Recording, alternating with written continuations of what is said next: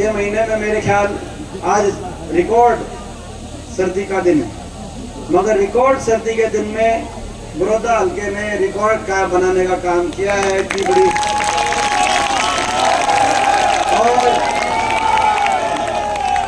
ये मैं समझता हूँ कि और इतनी सर्दी में इतनी देर से आप लोग यहाँ बैठे हैं, ये भी एक रिकॉर्ड है। ये आपकी भावना, ये आपकी जो भावना यहाँ बैठ के जो आपकी भावना से हमें जो ऊर्जा मिली है, जो हमें हौसला मिला है, वो आपकी वो भावना और आपके दिया हुआ वो हौसला रंग लेके आएगा, हरियाणा में बदलाव लेके आएगा, आपकी सरकार लेके आएगा। ये आपका आशीर्वाद, ये आपका आशीर्वाद खाली हाथ नहीं जाएगा, क्योंकि ये जो सरकार, जिस सरकार ने हरियाणा को विकास की पटरी से उतार दिया, 10 साल 9.5 साल पहले ये सरकार चंडीगढ़ की कुर्सी पे लोगों ने इसको अवसर दिया, खट्टर सरकार बनी हरियाणा में। मगर आज जब हम 2024 में आ गए, सरकार के, प्रदेश सरकार के कार्यकाल के 5 महीने ही रह गए और 2 महीने के बाद लोकसभा चुनाव है, उसके बाद विधानसभा चुनाव है, तो इनके 10 साल को तराजू पे तोल के फैसले करने का प्रदेशवासियों के सामने समय आया है।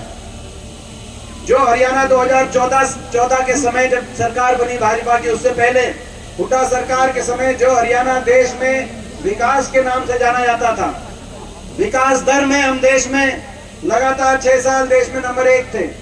प्रति व्यक्ति आय में 2014 में हरियाणा नंबर 1 था, प्रति व्यक्ति निवेश में हम नंबर 1 थे, खिले खेल खिलाड़ियों को मान सम्मान देने में हरियाणा उस समय देश में नंबर 1 हुड्डा सरकार के समय, कांग्रेस सरकार के समय माना जाता था।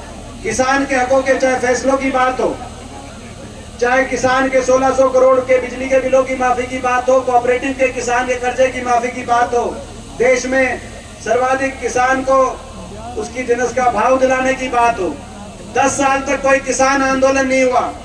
ये देश के प्रदेश के इतिहास में 10 साल लिखे जाएंगे।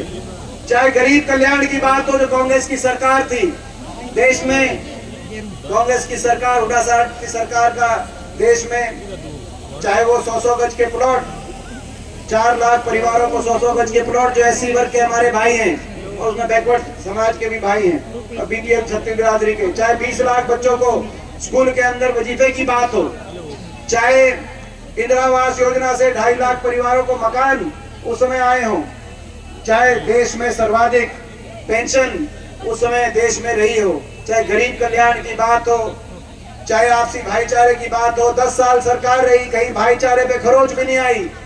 36 बिरादरी, सारे धर्म आपस में मिलकर हरियाणा खुशहाली की तरफ गया और उस समय अच्छे दिनों का नारा बीजेपी लेके आई। लोगों ने विश्वास किया, कहा कि शायद कुछ अच्छा हो।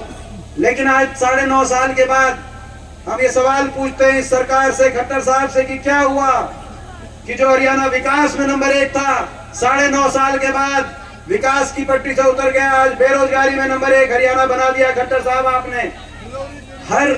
हर घर में एक पढ़ा लिखा भाई, शिक्षित भाई आज बेरोजगारों की कतार में खड़ा कर दिया। ना तो कोई निवेश हुआ, एक भी औद्योगिक क्षेत्र हरियाणा के अंदर नहीं लगा, एक भी कोई थर्मल का कारखाना हरियाणा में नहीं लगा, एक कोई विश्वविद्यालय नया हरियाणा में स्थापित करने का काम इन्होंने नहीं किया, एक कोई रेल की लाइन 1 इंच बिछाने का काम नहीं हुआ, एक खंबा मेट्रो को आगे बढ़ाने का काम नहीं हुआ। ना निवेश हुआ, ना प्राइवेट के अंदर नौकरी और ना सरकारी नौकरी। सरकारी नौकरी या तो समाप्त कर दी गई, 2 लाख पद समाप्त हो गए और जो बची वो या तो वो भर्ती घोटालों की भेंट चढ़ गई। 5 साल तक भर्तियां निकालते नहीं है, जो निकालते हैं उनमें बाहर के बच्चे ज्यादा भर्ती हरियाणा में होते हैं। हरियाणा वालों को तो बाहर कहीं मौका मिल नहीं रहा। एक के बाद एक लिस्ट आई, एसडीओ की लिस्ट आई, 80 में से 78 बाहर के एसडीओ, इलेक्ट्रिकल की लिस्ट में 99 में से 77 बाहर के। इस साल अभी असिस्टेंट प्रोफेसर इलेक्ट्रिकल की लिस्ट आई, उसमें 156 में से 103 बाहर के। ब्लॉक डेवलपमेंट पंचायत अफसर की अभी 7 पंचायत अफसर लगाए। पंचायतों में काम बाहर से, कोई दक्षिण से, कोई कहीं से। 7 में से 5 बाहर के, केवल 2 हरियाणा के बच्चों को मौका मिला। कि अच्छी पदों पे हरियाणा किसी बच्चे को अवसर मिलता नहीं। खर्ची पर्ची की बात करते हैं। खट्टर साहब से मैं पूछना चाहता हूँ, वो कौन सा आरएसएस का कार्यालय है जहाँ से कौन सी वो पर्ची आती है जहाँ हरियाणा की लिस्टों में हरियाणा से ज्यादा बाहर के बच्चों को ना आप लगाने का काम कर रहे हो? खट्टर साहब, इसका जवाब आपको देना चाहिए। और उसके बाद आखिरी साल चुनाव के साथ ग्रुप डी निकाल देते हैं।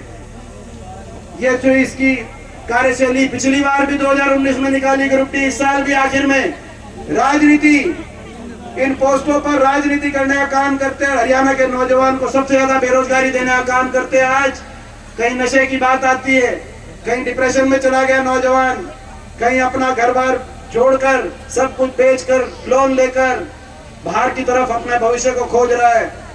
मगर मैं हरियाणा के नौजवान से कहना चाहता हूं, ज्यादा इंतजार नहीं करना पड़ेगा। प्रदेश के कोने कोने में बदलाव का मन बना लिया लोगों ने। मैं आपको विश्वास दिलाना चाहता हूं, 6 महीने की बात है, हरियाणा में आपकी सरकार आएगी, नौजवानों की सरकार आएगी, हरियाणा को आगे लेके जाने की सरकार आएगी। ये आज सबसे ज्यादा बेरोजगारी, प्रदेश में सबसे ज्यादा महंगाई, सबसे महंगी बिजली, सबसे ज्यादा वैट, सबसे ज्यादा महंगाई और सबसे ज्यादा भ्रष्टाचार, क्योंकि ये सरकार बड़ी भ्रष्टाचार पे। आपको याद होगा जब ये सरकार 2019 में नारा लेके आई, खट्टर साहब ने एक नारा दिया था। खट्टर साहब कहा करते 75 पार, बीजेपी जाएगी 75 पार, क्योंकि लोकसभा चुनाव के नतीजों से भ्रम हो गया था। दूसरा एक और नारा आया, दुष्यंत चौटाला नामक एक पार्टी बनी, जेजेपी पार्टी बनी थी कि नहीं बनी थी, वो भी एक नारा आया, क्या कहा? जमुना पार।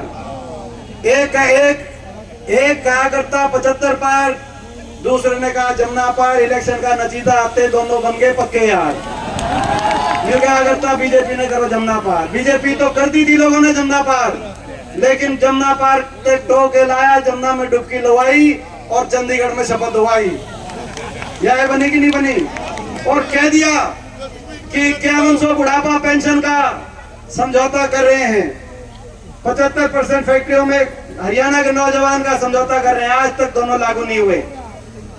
हमने कहा था कि बीजेपी के खिलाफ वोट दिया लोगों ने, आप हमारा समर्थन करो, 5100 पेंशन पहले दिन से लागू करेंगे। मैं पूछना चाहता हूँ हरियाणा के बड़े बुजुर्गों को, आज 5 साल के बाद वह 5100 पेंशन आई या नहीं आई, मैं आपसे पूछना चाहता हूँ। ज्यादा इंतजार नहीं करना पड़ेगा आपको भी, 6 महीने की बात है।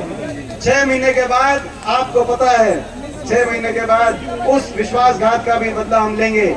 बुढ़ापा पेंशन का समझौता नहीं था, हरियाणा में भ्रष्टाचार करने का समझौता था, महकमे बांटकर प्रदेश की भली भली जनता को लूटने का समझौता था। माइनिंग का महकमा किसके पास गया? शराब का महकमा किसके पास गया? एक्साइज का महकमा किसके पास गया? भ्रष्टाचार की फाइलें कैसे बंद कराई? सारे महकमे, किस महकमे से कितनी कौन लुटाई कर रहा है, ये शायद लिस्ट हमारे पास भी ना हो। इन्हीं के विधायक, हिसार नारनौंद के इन्हीं के एक विधायक ने, दादा गौतम ने अगले दिन कह दिया था कि खोपर बढ़ गया, सारे महकमे लेकर 1 लाख जीनने लग रहा है। यही कहा था ना, 1 लाख जीन। भ्रष्टाचार की भेंट चढ़ गया हरियाणा। मगर इससे भी ज्यादा जो टीस है मेरे दिल में, ठीक है, हरियाणा आज बेरोजगारी में नंबर 1 बना दिया, महंगाई में नंबर 1 बना दिया, भ्रष्टाचार में नंबर 1 बना दिया, विकास की पटरी से उतार दिया, लेकिन हर वर्ग का जो तिरस्कार किया इस सरकार ने। आज हम ये लड़ाई जो लड़ रहे हैं, हरियाणा के हर नागरिक की, हरियाणा वासी के मान सम्मान की भी लड़ाई लड़ रहे हैं। कोई ऐसा वर्ग नहीं जो इस सरकार की तानाशाही से सड़क पर ना आया हो, और कोई ऐसा वर्ग नहीं जिसका अपमान ना किया हो। 1 साल तक किसान बैठा रहा, 750 किसानों के घरों के चिराग बंद हो गए। किसान आंदोलन के अंदर किसान के प्रति एक सहानुभूति का एक शब्द नहीं। ये कह सकते थे इनकी मांग नहीं मानेंगे, लेकिन हमें दुख है किसी का कोई चला गया। मुझे याद है जब हम यहाँ पे आए थे, बड़ौदा गांव में ही आए थे, जब पहला किसान गया था जयमोर। मैं पूछना चाहता हूँ, आप सब हमारे साथ थे उस दिन। उसकी एक जो है 3 छोटी छोटी बेटी स्कूल के अंदर, इसी ठंड के महीने में आंदोलन में गया था, शव वापिस आया। 3 बेटी, आधा किले का जमींदार था मेरा भाई। कोई किसी ने ये भी नहीं कहा कि हमें दुख है। बीजेपी के किसी सांसद मंत्री आखिरी किसी छोटे से छोटे पदाधिकारी ने आज तक नहीं कहा। और संसद के अंदर जब मैं जाता था और गवाही देता था, लड़ाई लड़ता था आंख में आंख डाल के, आप समझ सकते हो हरियाणा के 15 सांसद हैं, 10 लोकसभा के, 5 राज्यसभा के, 14 बीजेपी के सांसद हैं। अकेले को जाकर जब लड़ाई लड़नी पड़ती होगी, पूरे देश की बीजेपी टूट के पड़ती होगी, और आंख में आंख डाल के, और मैं कहता था सहानुभूति के 2 शब्द कह दो, तो कहते थे नहीं कहेंगे, ये तो किसान नहीं है, ये तो उपद्रवी है, ये तो देशद्रोही है। और मैं कहता था आंख में आंख डाल के कि उपद्रवी, जिनको देशद्रोही आप बता रही है, वही है जिनका एक बेटा ट्रैक्टर का स्टीयरिंग पकड़ के देश को खाद्य सुरक्षा देता है, तो दूसरा बेटा फौज में चीन और पाकिस्तान के बॉर्डर पे देश को सुरक्षा देने का काम करता है। आप इनको यूं अपमानित मत करो। मैं पूछना चाहता हूं, आपका बेटा था, आपका भाई था, आपका बच्चा था, आपकी लड़ाई ना लड़ता तो वहां क्या करता? मगर जब देश की सारी बीजेपी खड़ी होकर, मगर जो अकेलापन मैंने वहां महसूस किया होगा, मैं आज बड़ौदा के 36 बिरादरी के अपने बड़े बुजुर्गों से सबसे पूछना चाहता हूं, भाई वहां तो मैं अकेला रह गया था, मगर जब